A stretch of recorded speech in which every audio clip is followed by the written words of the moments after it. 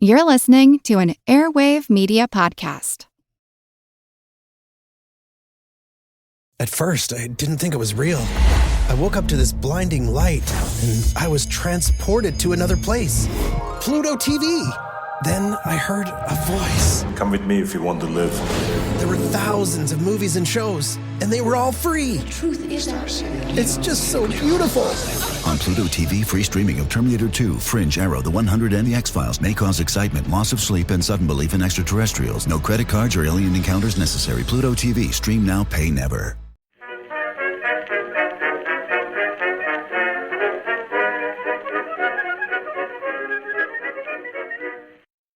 Hello everyone and welcome to History of the Second World War, episode 258, Crete Part 3, May 20th, A Day of Failures.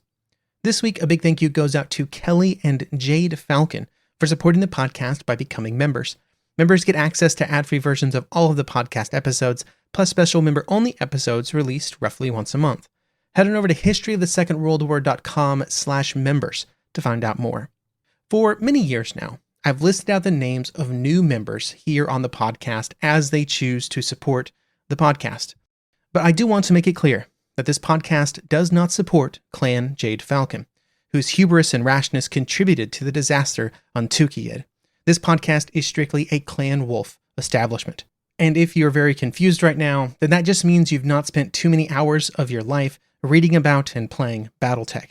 I will now end this diversion and move back to the history people are actually listening for.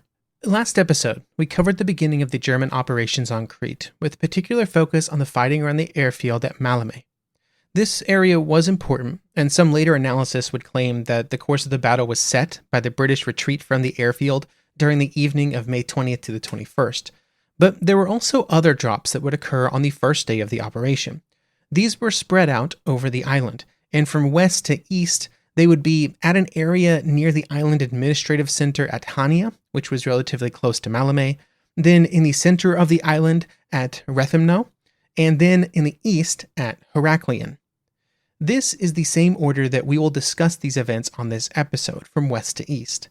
But it is important to remember that each of these actions was isolated in a lot of ways from any of the other operations that were happening, as so often occurs during airborne operations. After the drops occurred, the events that would occur in a specific area would see small units and relatively low-ranking officers making crucial decisions in isolation. Particularly in the early hours, these did not feel like a unified operation against Crete, but instead multiple small unit clashes. We will start with the actions that occurred near Maleme, with the German attempts to capture a sector near Chania. This sector was along a valley that would eventually be called Prison Valley, and this was due to the presence of a jail in the area in which and around which fighting would occur. The defenders of the area were a mixed group of both New Zealand battalions along with 2 Greek regiments. However, there were several major disadvantages for the Greeks that would limit their effectiveness. One of the Greek regiments, the 6th Regiment, would possess only around 3 rounds of ammunition per man per rifle, and the 8th Regiment were armed with rifles that had been captured from the Austro-Hungarian army during the First World War, so they were quite aged. These forces, along with the New Zealanders, would protect Prison Valley from the German 3rd Battalion of paratroopers, with the first wave being a mix of glider and parachute troops, just like at Maleme. The story of what would happen once they began to arrive was similar to Maleme in some ways, with some of the German troops dropping almost right on top of defensive positions manned by New Zealand troops, while other Germans were able to safely drop and prepare for action. There would be similar stories in this sector of the defenders blazing away with their machine guns and personal weapons, first at gliders and transports, and then afterwards at Germans as they were dropped. It's difficult to know exactly how many Germans were killed during the early phases of the operation in this area, the moments before they actually hit the ground, but it could have ranged into the several hundred. But similar to Maleme, some of the drops were in undefended areas, and importantly for the future course of the German operation, that included about 2/3 of the German forces in the 3rd Parachute Regiment. They would land between a lake in the area, which gave the valley its name, and the jail, the prison that would give it its new name, that we often refer to it when we're talking about the fighting. This would prove to be a small but important victory for the Germans, because the jail itself would give the German troops access to both drinkable water as well as the jail's medical facilities. The New Zealand and Greek forces in this area would be commanded by Colonel Kippenberger, who had his headquarters at Galatas, not far from the heart of the fighting. Throughout the course of this fighting, from Kippenberger's accounts, it's clear that he had a good handle on the fighting that was occurring and the situation for many of his units. This was very different from what happened at Maleme, where Colonel Andrew lost touch with the most important areas of fighting almost immediately after the actions began. There would also be Australian reinforcements rushed into this area to reinforce the defenders along one critical stretch of the line between where the Germans landed and Chania. The fighting would occur for the entire day, with a rhythm of sharp actions followed by moments of relative calm all along the fighting front. And the Australian battalion would prove to be perfectly positioned when it arrived so that it could meet one of those short, sharp German attacks as it was trying to move towards Chania. They were able to beat it back with the help of a ragtag collection of anti-aircraft gunners and logistics troops that had been thrown together into a combat unit. These men had no infantry training, but would still move into the defenses and do their job well. Fortunately, these men who were thrown in and the Australians arrived just in time to prevent the German attack from moving forward. Just as important to the course of the fighting in Prison Valley were the efforts of the Greeks.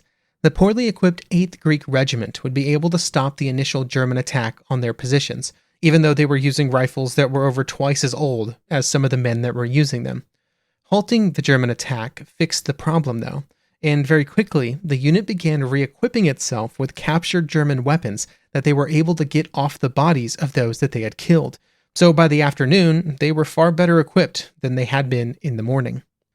The areas around Prison Valley would also see an important early contribution from the Cretans. The people of Crete had a long history of resistance, dating back to when they had caused so many problems for the Turkish rulers of the island. This legacy of resistance would be present even in the early hours of the German attack, and throughout all of the fighting that would follow, Cretan units, often just groups of people united by attending the same church or being part of the same workplace, would cause endless headaches for the German forces on the island. One priest, Father Stylanios Franciscakis, after learning of the invasion, would go to his church, sound the bell to warn the community, and then pick up his own rifle and lead the volunteers around him into the battle. The fierce resistance caused 3 major issues for the Germans. The first was simply it forced them to deal with more and more armed resistance and to stretch their lines thinner to try and protect from more different possible attack areas. The second was that they were also fighting groups with intimate knowledge of the area and its terrain, which made them more effective. This was particularly impactful for the Germans because they often had no idea what the exact geography was of the areas that they were entering. They had some maps, but many of these were old and some were not even correct. But maybe the biggest issue for the Germans caused by the Cretan resistance was not physical, but mental. One of the foundational facts upon which the German operation had been built was the idea that the Cretans would welcome the German attackers. They believed that the Cretans hated the fact that the British had moved into the island and were in control, and therefore, once the Germans arrived, the Cretans would flock to the Germans. When instead the exact opposite occurred, it was a huge shock. It would also cause the Germans, much like in other theaters, to begin seeing phantoms and to attribute some of the normal resistance from British or New Zealand troops or Australian troops or even Greek forces to guerrilla groups from within the community. One German after-action report would state, quote, "The platoon commanded by Lieutenant Merbe, which was put down east of Castile, immediately became involved with strong guerrilla bands and Greek troops, strength about a battalion, under British commanders, and was mopped up in the course of the fighting. Of 73 men, 20 were wounded and were liberated later. Lieutenant Merbe and 53 men were killed. The majority were found to be grievously mutilated." End quote. This type of mutilation and guerrilla actions did occur, and it was common for both sides to kill prisoners due to the general fear and uncertainty of the battle. But it would become an excuse for the Germans, and the difficulties that they would have in some of the areas of the fighting would be attributed to these mythical guerrilla bands, sort of boosting what the Cretans were actually doing and turning them into kind of a boogeyman that would impact German planning and operations. In Prison Valley, the fighting would continue into the early afternoon, although along most of the front this would be a period of relative inactivity as both sides caught their breath after an exhausting morning of fighting. After a set of German air raids during the afternoon, more fighting would occur during the rest of the day, but the impact of this fighting would be minimal. Instead, by the time that night fell, instead of the fighting moving towards a conclusion, it would do the exact opposite, and instead the two armies would prepare to try and get some rest. As would so often happen after a day of combat, some of the soldiers would later claim that they simply slept wherever they happened to be at the time, without any real preparation. The darkness would also be used to try and solidify the line for the Germans specifically, and for the Germans to gather up any men who'd been cut off or found themselves in awkward positions throughout the day. The fact that the fighting in Prison Valley did not resolve itself represented a complete failure for the Germans in this sector. Their goal had been to land and capture Chania, which they simply had not done. And in fact, on the western half of the island, their two objectives, Maleme and Chania, would both remain in British hands as night fell.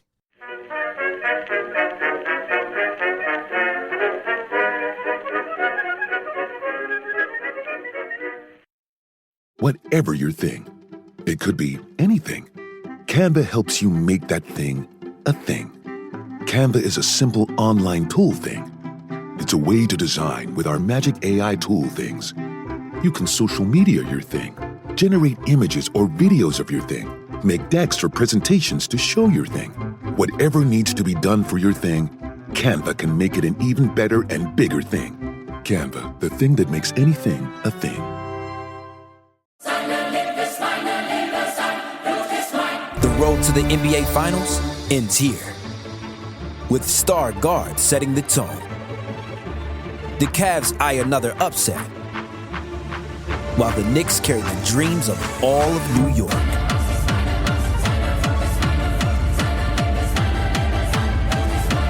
The Eastern Conference Finals continue on ESPN and ABC.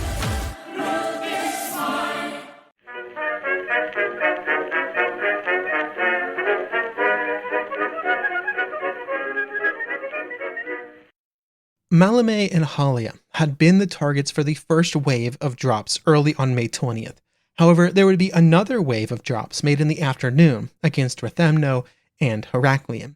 This two-wave structure was required due to a lack of transport aircraft, and the entire plan was based on the assumption that there would be little resistance to the first wave of drops in the morning. This was important for two reasons.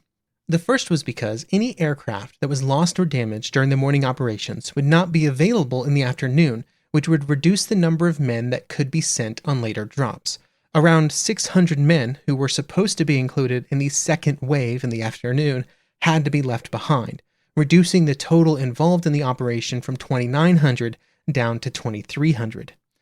The second major reason that they were hoping that there was a little resistance to the first wave was that even aircraft that could be repaired would take time, delaying the departure of the second wave.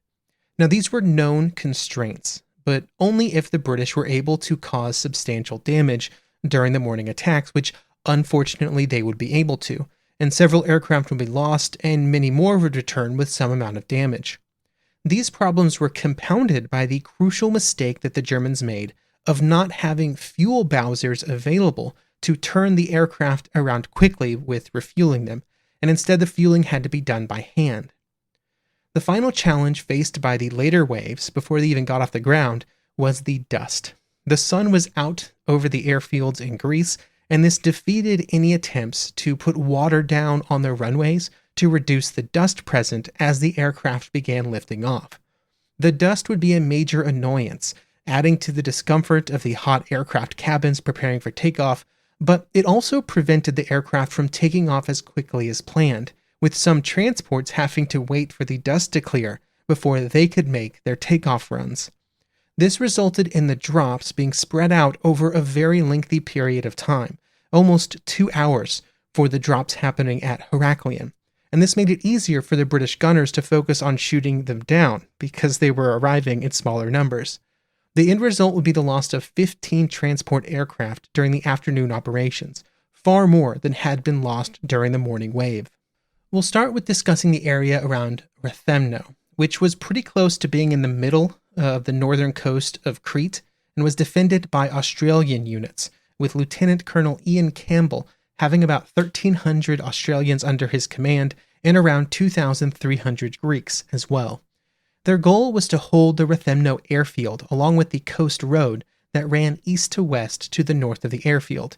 Word had arrived at Rethymno of the German attacks from the morning, and when the ground attack aircraft appeared at 4 p.m., the defenders were already ready to meet them. This also meant that they were ready for the troop transports that would arrive about 15 minutes later.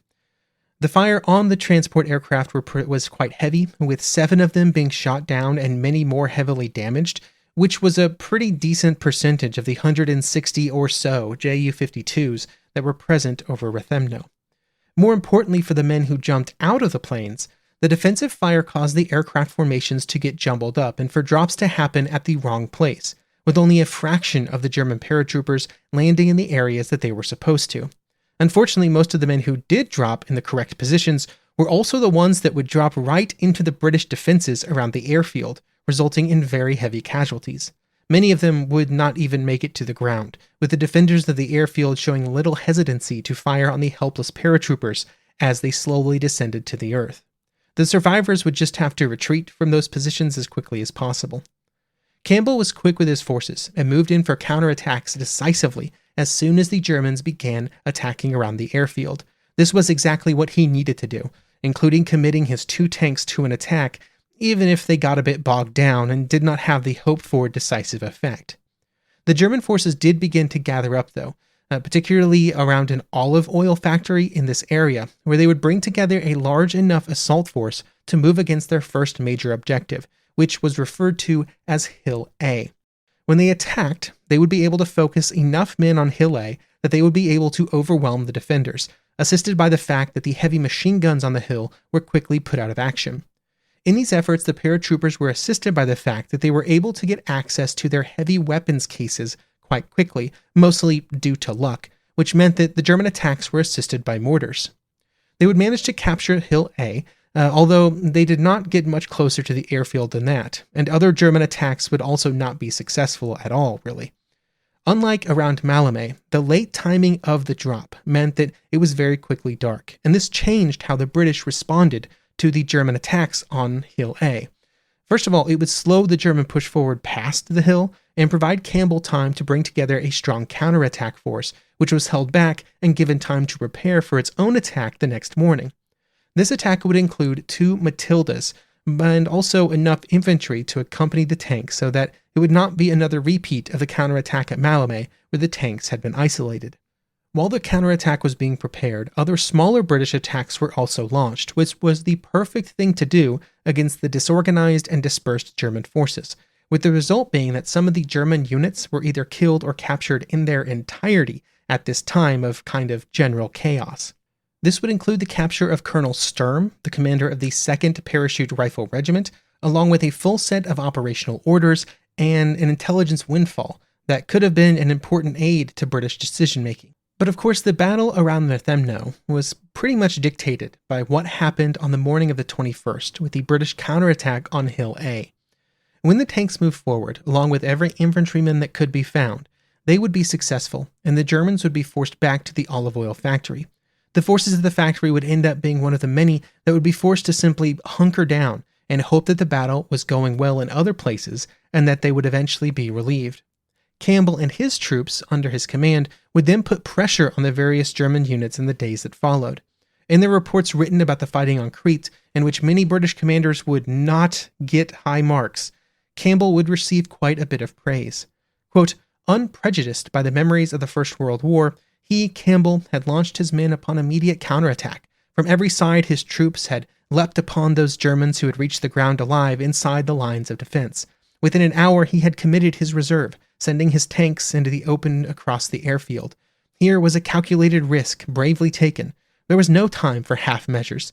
Already the issue was for all or none. End quote. These words of praise are also generally not tarnished by modern historians, who often point to Campbell's decisive actions when faced with the attack as a template that, if it had been followed by other British officers, could have resulted in a different conclusion to the German invasion. The events at the fourth landing zone at Heraklion would in many ways mirror what had happened at Rethymno.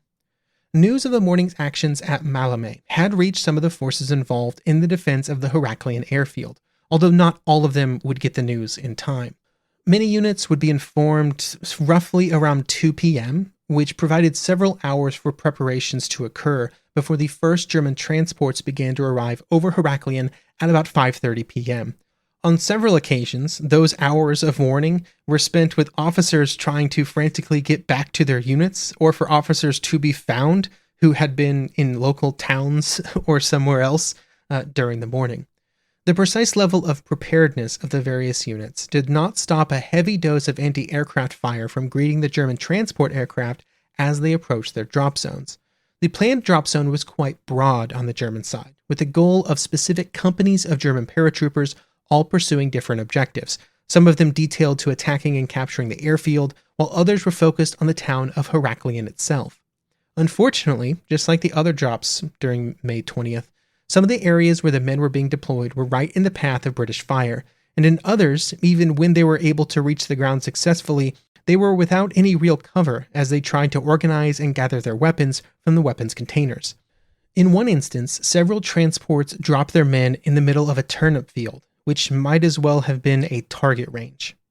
Much like at Rethymno, the response from the British commander in the area, Brigadier Chappell, was quick, and the available tanks were sent into action quickly to counterattack the German paratroopers before they could get organized. This was precisely the correct move because of how spread out the German drop zones were around Heraklion. Spreading out the drop zones made it easier to attack multiple objectives quickly, but also left them more vulnerable to British actions. The assumption had been that they would not really encounter much resistance from the defenders, and so speed was valued over security by the German planners. The end result was that none of the objectives at Heraklion were achieved, and instead the small groups of German paratroopers were forced to evade and hide until night, at which point they attempted to gather themselves into larger groups that would be capable of more decisive action in the next days. As night fell on Crete, back in Greece, Student and the other German commanders found themselves in an unexpected situation. The belief before the operation was that the invasion would be an easy operation, in which the German airborne forces would quickly and easily overwhelm the British and Greek defenders at several airfields, and then more and more troops and supplies could be brought in. Now, while the German leaders did not have perfect information about what had happened, what was clear was that by the end of the first day, none of the German attacks had actually achieved their objectives. At Heraklion and Rethymno, no objectives of any note had been captured, and the men at Rethymno were not even in radio contact. In Prison Valley, the advance had not been able to hold much beyond the initial landings, and at Maleme, the airfield had still not been captured. And even if it was captured, it seemed very unlikely that the available manpower would be able to hold on to the airfield long enough for the German mountain troops to arrive by air the next day. Along with this failure, the scale of the losses that had occurred, both in terms of aircraft and manpower, was making its way up the German chain of command, and had even gotten back to high command in Germany. There were essentially two options at this point: either double down and land more men on Crete, or give up the operation entirely. There were important voices, both in Greece and in Germany, that began to advocate for the easier option of just giving up. However, Student still believed that he would be able to make it work, even though it was going poorly. Therefore, plans were put in place so that early in the morning of May 21st, the second day of the attack, airborne troops would be landed again at Maleme, to the west of the Tavernides, where the Germans had the most control. Along with this drop, another group would be landed to the east of the airfield, with the hope that this would allow for a two-pronged attack that would push back British control. But the real goal of the entire second day was to capture Hill 107, the same positions that the New Zealanders had fought all day on the 20th to protect.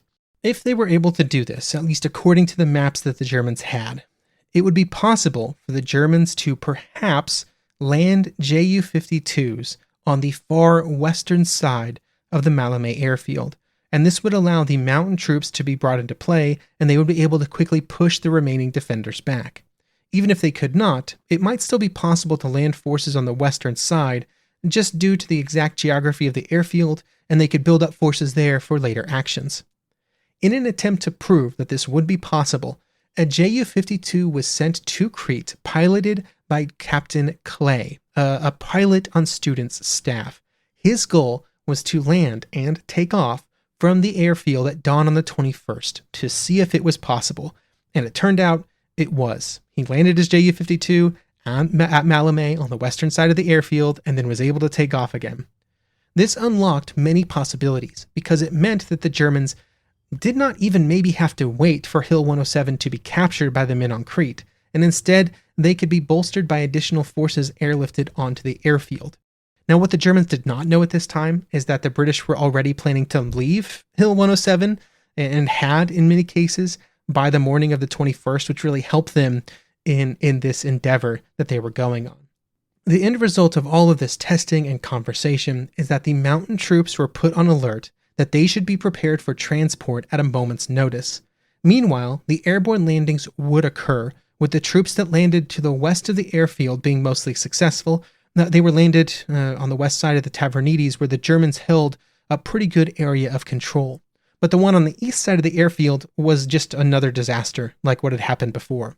In that drop on the eastern side, around 240 men had exited drop aircraft, and only 80 would remain alive and fighting by the end of the 21st. While the fighting was renewed on the morning, the ability of the Germans to control the western side of the airfield immediately paid dividends when 6 Ju-52s would land full of ammunition and supplies, which they would offload and then bring aboard many badly injured German soldiers to take back to Greece. This was a huge accomplishment and began a process by which, by the late afternoon, men began to be airlifted onto the airfield at Maleme, even though portions of the airfield were still under British control. These were the men of the 100th Mountain Regiment, and many of the transport aircraft were damaged or destroyed while trying to make it to the airfield and then back out, but every one that landed shifted the balance of power around Maleme in important ways. Most importantly, it meant that by the time that the British had determined that a counterattack could be launched, and then it was prepared, it was not strong enough to achieve victory over the forces that had been airlifted into Maleme over the previous hours. Next episode, we will discuss the decision-making on the British side, which led to the delay in major counterattacks, with the causes of those delays also including decisions that would prevent those counterattacks from being successful at all, and probably would have prevented them from being successful if they had been launched earlier.